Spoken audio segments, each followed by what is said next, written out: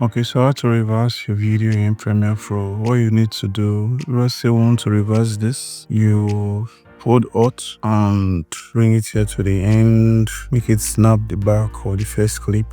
And then after you duplicated your clip, let's say you want to reverse this. So let's reverse the second one. You come here, you right click on this second clip, you go to speed or duration, then you click on reverse speed, change this time interpolation to optical flow to give it a more smoother flow. So if you click on OK, then that is it. You can see comes up back. See, comes up back. So let's play. That's it. Let's play it again. That's it. Just like getting the reverse. Goes down, comes up. Goes down, comes up.